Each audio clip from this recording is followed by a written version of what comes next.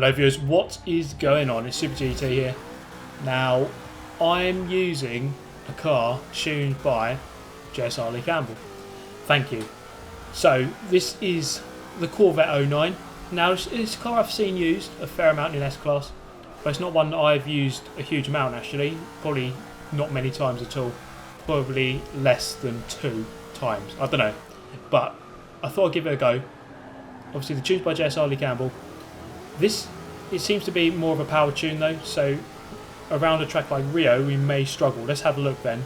Let's go up the hill, into the tunnel, following the first pack here, sweeping between 5th and 6th place there.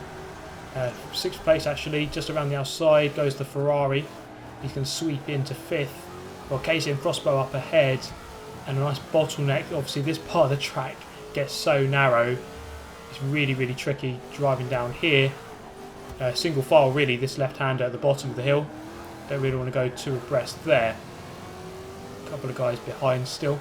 But over the bumps, I think this car, as you can see, they're just grazing. And look at this.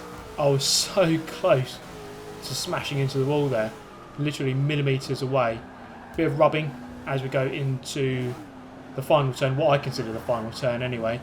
I guess this long right coming up is still a turn, but for some reason I don't really count it as a turn, even though it is a turn. Anyway, coming through the final turn, which isn't a turn, which is a turn, going up into 5th place, but going into the first turn, you can see that not quite turning in as early as I would have liked there. Ferrari's going to reclaim the position, but then the Gears of War Dodge Viper getting slammed against the wall there. I don't think the Ferrari quite knew that he was there. Perhaps he doesn't have the proximity arrow turned on, because otherwise it's a bit surprising they didn't know that he was there. Anyway, going uphill once again, or maybe a cockpit view where it is quite hard to see. I don't know. We shall see maybe one day. Past the Viper again. You can see this car definitely has power. Now, certainly around speed, definitely a speciality of this car. As we come round into the tunnel once again, looking for that late apex, powering out once we see the light at the other end of the tunnel. Ferrari goes in very hot, raising the wall on the exit. He's going to lose speed. You see there, I've got a massive overspeed going to come flying through to claim 5th place once again. The top 4 have developed a nice margin here, so they're going to get away as we come through this little tight section here. Now, plenty of bumps here. Might be a weakness of the car. You see there, as I go over one of those bumps, the rear end of the car actually lifts up. The Ferrari makes contact with me as he goes past. Viper's through as well, back down into 7th place. But can we go about getting back our 5th? And we have the straight line speed. So going around the final turn, or coming up to the final turn now, we should be able to reel in the Ferrari. Gone past the Viper. The Viper 08, well known for being a good S-Class car. It's been that way really for a couple of games now in Forza. It's always been a very fast car in these kind of classes. So through the first turn, got it a little bit better that time than I did on the previous lap. And again, the Ferrari getting it quite nicely as well. Proximity arrow just appearing briefly there, but we don't have to worry about him going into the 90-degree right, trying to sweep onto the apex as nicely as possible. The car seems to struggle a little bit over the bumps, but we are once we can basically get our power down on any of the straight lines, then we're just going to haul in most people. Now the Ferrari there making a bit of an error, going a little bit deep. I was expecting him to come flying past up the inside, but maybe he knew that he kind of pushed me out of the way there, so just backed out a bit. So fair move there as we come downhill once again. Can we handle the bumps? It's the bumps that seem to be the big danger really coming down the hill. Now, it's really unbelievable that I'm expressing a weakness in a JSR LeeCampbell tune. I suppose they're not always perfect, or they are perfect, but I'm just using it on the wrong track. Maybe that's what's going on here. And a little bit tentative through that section there, as maybe I ought to be, given my experience of the last 2 laps. So a little bit deep, a little bit shallow, actually into the final turn, final hairpin. We're just about maintaining the position. That's about all that happened though. That 4 very well, just nothing happened basically. So finishing in 5th place behind a couple of Hot Wheels Mustangs, an 08 Viper and a KTM Crossbow. So your standard S-Class cars really. So I'm up against it here, up against some very solid S-Class cars. So we go to Laguna Seca. So Laguna Seca is a weird one really. It's not really a power circuit. It's kind of in the middle. Now the Ferrari is going to be very careful initially on the main straight there, going into the first turn. But then all of a sudden he's just going to come weighing in out of nowhere. So the contrast there was very surprising. And then he's just going to wipe himself out and the other Chevrolet. So that Ferrari seemed to be very, very careful to begin with, and then saved up all of his aggression for the first turn, and then just wiped everyone out instead after. And then this Lexus, I think, got punted from behind into the F40. He's going to get a poor exit, and I'm up the inside, 6th place then. But we have still 3.5 laps left to try and improve on that. Let's try to claw in that gap to the guys ahead as I come into the fast sweeping left. Guy off in the 4 GT, going to come across. 10 out of 10 for that rejoin, straight from one side of the track to the other. Good job there. Now into the course through, how will it handle this? Actually fairly nicely. We've got a laggy New Zealander ahead of us, so that's going to be a challenge to try and dispose of him, or dispatch him, should we say. Dispose of him might sound a bit harsh. He is only just racing around on the track.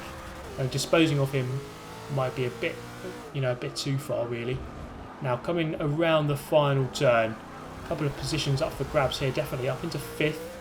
Now let's see if the power of this car is really up to scratch. It seems to be, coming flying past the Ferrari quite nicely, catching up with the S7 as well. Into the first turn, the S7's covered the inside line quite comfortably there. I'm just going to edge out the Ferrari on the exit. There we go, up into 4th place. The S7's going to cover the inside, so okay, I'll take the normal line and he can take a poor exit, as you can see there. Then easily going past on the exit to claim 3rd place. 2nd place, good couple of 100 feet ahead though, so we still have some work to do if we want to finish in 2nd or in 1st indeed. 1st place has got an even bigger gap, I think, ahead of 2nd. So we're going to move to the end of lap 2, start with number 3. It is a BMW M1 Pro car coming into the first turn. So he's in 2nd, I'm in 3rd. I think 1st place has got a very big margin here, so it's going to be unlikely to catch him. It's only a 4-lap race, so we have about 1 3/4 laps remaining. I don't think 1st place is on here, but 2nd place definitely on, which isn't too bad. Starting on the outer reaches of the top 10, or just below the top 10 I think it was. So we're going to come through turn 4, coming towards turn 5. We're looking for the shadow under the bridge, and we're just going to brake just before that, so a fairly conservative braking point there. Now he went all over the gravel there for the sand, and that kind of gave him a poor exit. And you see there the power. This thing really pulls when it gets in a straight line. I don't think many will beat this. Many standard S-Class cars will beat this car. Really just have great power. Coming into the corkscrew though, braking a little bit late. I think that is a main principal weakness of this car, is its braking. And I just had to back out of that rejoin there. That was going to be a bad angle rejoin. Just got on the throttle a little bit too early. Sent the car sideways momentarily, and I was going to re-enter at 90 degrees, which is a big no-no. So just putting on the brakes, and luckily he saw what was going on there. Just managed to manoeuvre around me. Into the final turn though, still in touch with the BMW. Getting a nice exit there and just reel him in with this power. As we tuck into the slipstream, move out, and we come easily through into 2nd place. 1st place again, as I say, miles ahead into the first turn.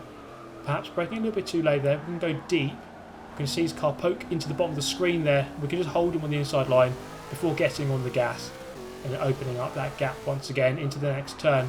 Again, just keeping to your own braking points. I think you just got to focus on your own braking points rather than braking where the other guy's going to start braking. You just got to learn the capabilities of your own car first before you start doing anything crazy. Now at the end of the race, he's still within 100 feet of me here, so he still has a chance if he can lunge up the inside. He's not too far away. Just braking on that line as we go into the final turn. Proximity arrow goes orange, so we know he was close, but it's not going to be close enough as we come across the line then to finish in 2nd. So a good overall car for this kind of track. We can see there Doncavort GTO in 1st place, and we actually got a faster time, albeit a dirty one, but still faster.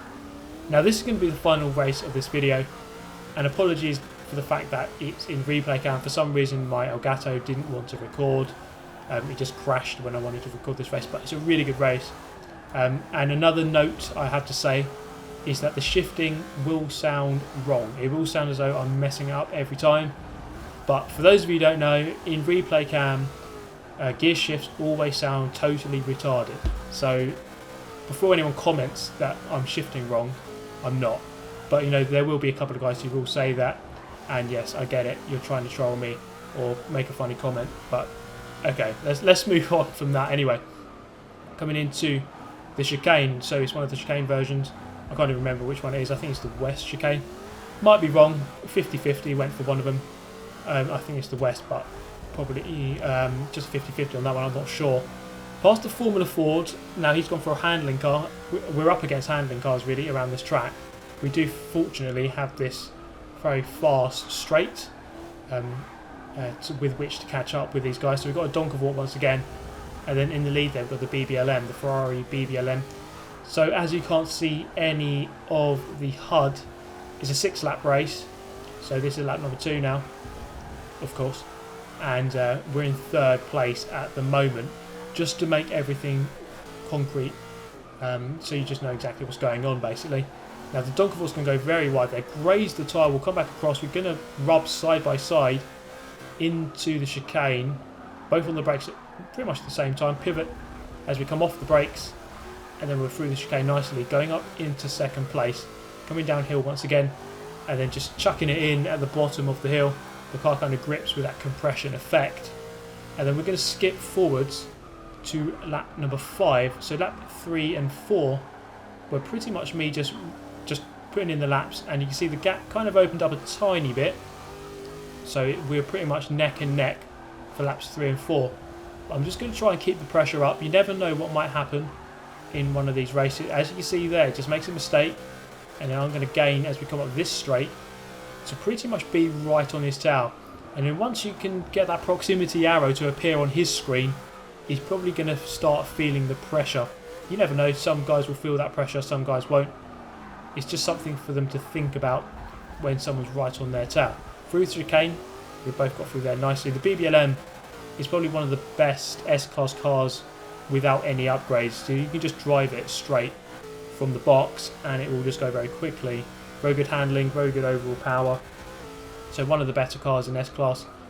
Many people call it a noob car, but yeah, it is just a very standard car, like your KTM Crossbows really. Any BSC monos in A-Class, it's the go-to car for many people.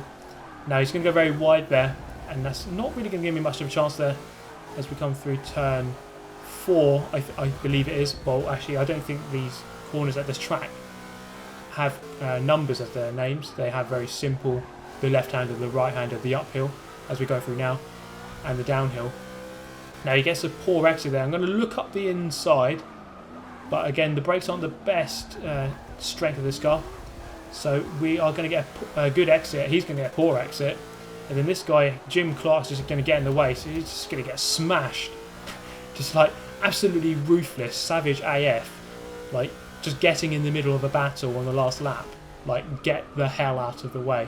So I just grazed past him. I think the BBLM just smashed him out of the way. And that is going to bring a close to the video. I think the name of the tune is Grip Max New, or Max New, or Grip New. It's by JSR LeeCampbell. You'll probably be able to find it. He might even have a new one for this car anyway. But if you search for it, I have no doubt you'll find it. It's a very fast car in the line. Brakes are a bit iffy, but it's fairly good around the corners.